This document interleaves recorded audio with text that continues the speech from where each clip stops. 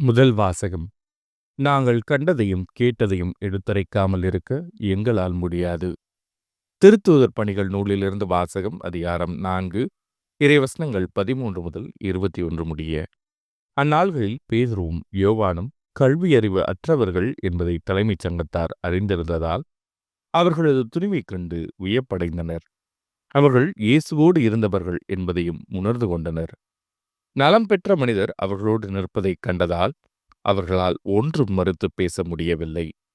எனவே அவர்கள் பேதுருவையும் யோவானையும் சங்கத்தை விட்டு வெளியேறும்படி ஆணையிட்டு பின்பு தங்களுக்குள் இது குறித்து கலந்து பேசினார்கள். நாம் இந்த மனிதர்களை என்ன செய்யலாம்? ஏனென்றால் குறிப்பிடத்தக்க ஓர் அரும் அடையாளத்தை இவர்கள் செய்துள்ளார்கள். இது எருசலேமில் வாழும் அனைவருக்கும் தெரியும். இதை நாம் மறுக்க முடியாது. ஆகவே இச்செய்தி மேலும் மக்களிடையே பரவாமல் இருக்குமாறு இந்த இயேசுவை குறித்து யாரிடமும் பேசக்கூடாதென நாம் இவர்களை அச்சுறுத்தி வைப்போம் என்று கூறினார்கள். அதன் பின்பு தலைமைச் சங்கத்தார் அவர்களை அழைத்து இயேசுவை பற்றி எதுவும் பேசவோ கற்பிக்கவோ கூடாது என்று கண்டிப்பாக கட்டளையிட்டனர்.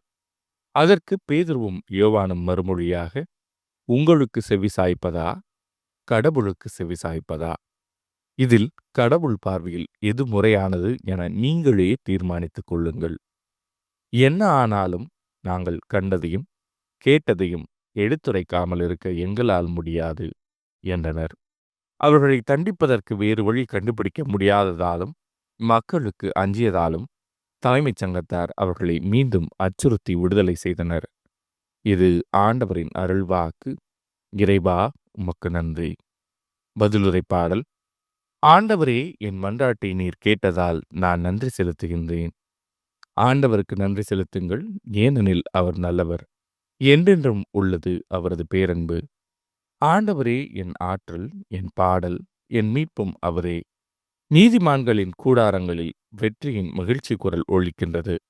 ஆண்டவரது வழக்கை வலிமையாய் செயலாற்றியுள்ளது.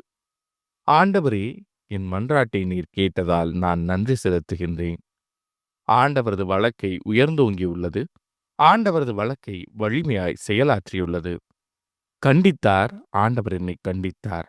ஆனால் சாவுக்கு என்னை கையளிக்கவில்லை. ஆண்டவரே, என் மன்றாட்டை நீர் கேட்டதால் நான் நன்றி செலுத்துகிறேன். நீதிமான்கள் செல்லும் வாயில்களை எனக்கு திறந்து விடுங்கள். அவற்றினுள் நுழைந்து நான் ஆண்டவருக்கு நன்றி செலுத்துவேன். ஆண்டவரது வாயில் இதுவே. இது வழியாய் நீதிமான்களே நுழைவர். என் மன்றாட்டை நீர் கேட்டதால், எனக்கு நீர் வெற்றி அளித்ததால் உமக்கு நான் நன்றி செலுத்துகிறேன். ஆண்டவரே, என் மன்றாட்டை நீர் கேட்டதால் நான் நன்றி செலுத்துகிறேன். நற்செய்தி வாசகம். உலகெங்கும் சென்று நற்செய்தியை பறைசாற்றுங்கள். மார்க் எழுதிய தூய நற்செய்தியிலிருந்து வாசகம். அதிகாரம் 16, இறைவசனங்கள் 9 முதல் 15 முடிய.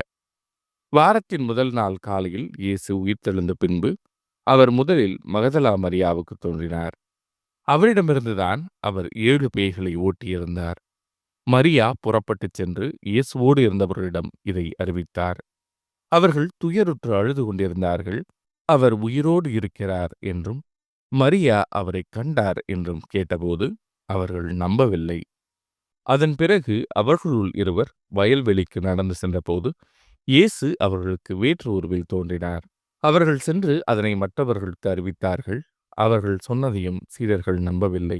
இறுதியாக 11 பந்தியில் அமர்ந்திருந்த போது அவர்களுக்கு இயேசு தோன்றினார். உயிருடன் எழுப்பப்பட்ட தம்மை கண்டவர்கள் சொன்னதையும் நம்பாமல் அவர்கள் கடின உள்ளத்தோடு இருந்தமையால் அவர் அவர்களுடைய நம்பிக்கையின்மையை கண்டித்தார். இயேசு அவர்களை நோக்கி, உலகெங்கும் சென்று படைப்பிற்கெல்லாம் நற்செய்தியை பறைசாற்றுங்கள் என்று உரைத்தார். இது ஆண்டவரின் அருள்வாக்கு. கிறிஸ்துவே, உமக்கு புகழ்.